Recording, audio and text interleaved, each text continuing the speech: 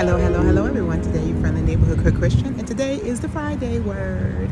So, today we're going to be talking about our principles, and particularly principles that will help us as we walk this thing called life, as Prince would say. Amen. So, one thing is when we talk about principles, okay, some of the things that could sort of take in with principles is principles/laws. So I'm going to use it interchangeably today. Principles/laws, one, are not subject to opinion. Doesn't matter what you feel about those laws, doesn't matter if you don't agree with those laws, they are what they are. And they're not shifting, they're not changing for you or nobody else. Amen. So example is like the law of energy. The energy that you give out is the energy that you will receive. Now, I know some people are going to say, but I did so-and-so, and I was really nice to them, and they did blah, blah, blah to me, and da-da-da-da-da-da. Okay, amen. But I'll say what I'm going to say. The law of energy is what you give out, is what you receive. And what is in the law of correspondence, as above, as below, as within, as without.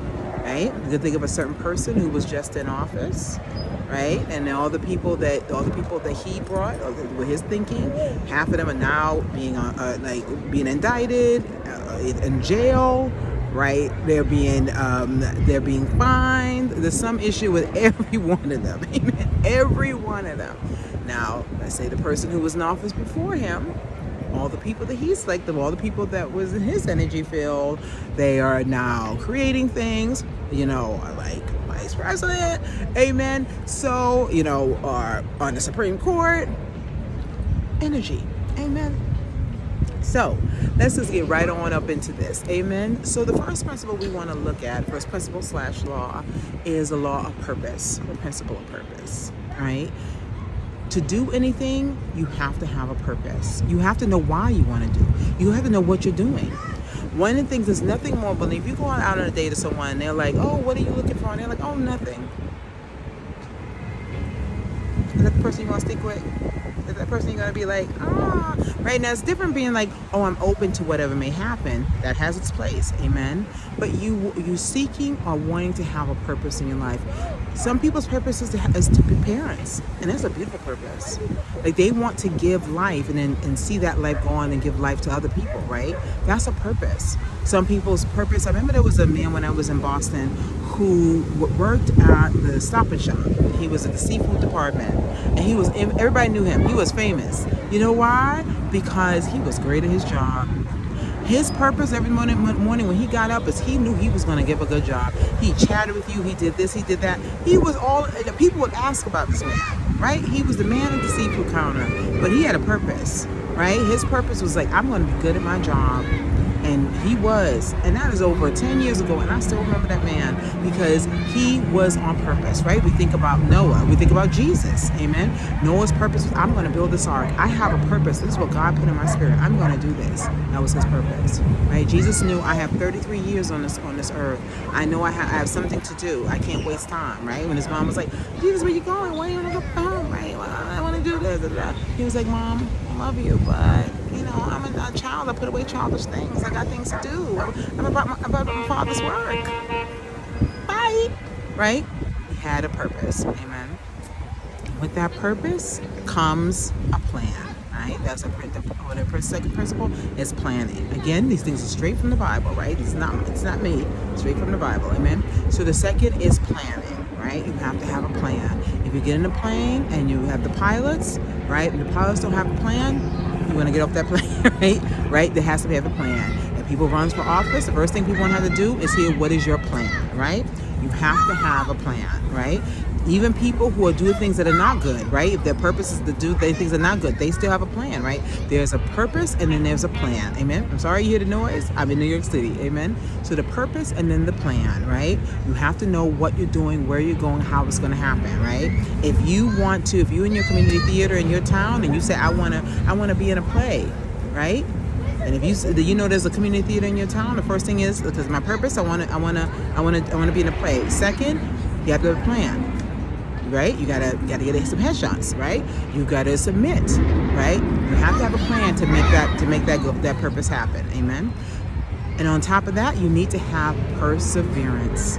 Because we know sometimes your purpose and then you have a plan, but sometimes that plan don't go on the timeline you're looking for. Amen. Because in the midst of this, right, in Proverbs 16 it says Lord will direct our steps, right? Because Lord will direct our steps. In Habakkuk it says write your vision, make it plain, right? And then this vision is the ending of the ending of your, this is the end, right? You're looking from the end. Amen. When you have a vision, you're looking at the end. This is what I want to say. You don't know how it's going to happen. That's the end, right? But with that purpose and with that plan, write it down, make it plain. You have to have the perseverance, because sometimes our plan is not God's plan, and we have to be okay with that, and that can be very difficult. So that's why you have to have perseverance. You have to persevere, and to build up, to have perseverance, there must be a passion. You have to feel passionate about what you want to do, right? Noah was passionate about this, right? Noah was all consuming about doing what he's doing this work, right? Joseph had a passion for his dreams. He had a passion for his work. He felt it, he knew it, he understood it, right? So if you don't have that passion, that's what's going to sustain you. That's what's going to give you the perseverance, right? Because sometimes some plans are on a scenic route, right? And that's here, I can tell you, trust me, I am a walking example of this, right?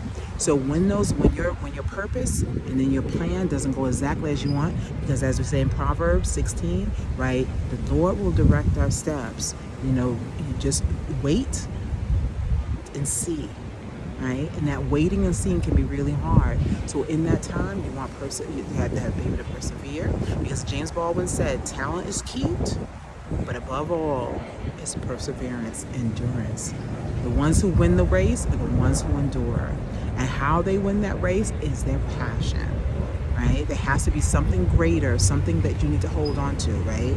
Some people could say, oh, it's the love of God. Yes, the love of God. But in those moments, even Job had the moments of being like, I'm out. I can't do this no more. I can't be about this life, right? But it was his passion for his love of God. It was his passion.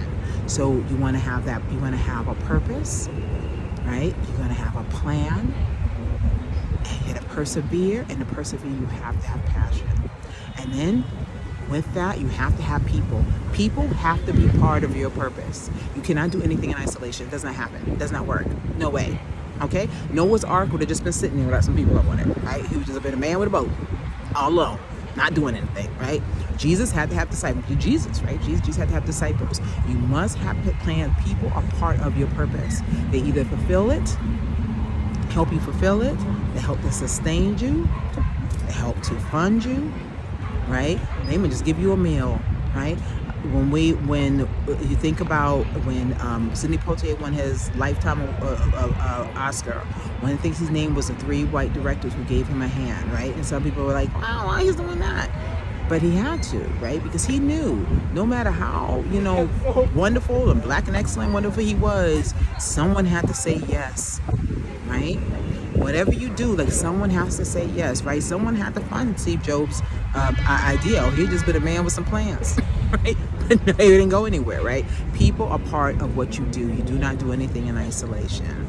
And then the icing on that cake is ding, ding, ding, prayer. Right? Prayer is what is going to sustain the rest. Prayer is what is going to wash. Prayer is what's going to give you vision. Prayer is what's going to keep you on goal. Prayer is going to sustain you at times like Job when you want to jump off a bridge, right? Because if there's something you love and it's really strong, there are going to be times where it's going to be really hard, right? And in those moments, right, if they say you want to have a child and you're having a very difficult time to have a child, right? Something has to sustain you, right? And that was sustaining, that communing with God, to go back to that Proverbs, right? And say, okay, Lord, please direct my steps. Give me the energy that I can't give myself, right? Seeking you shall find, but part of seeking is having that relationship with God. Amen.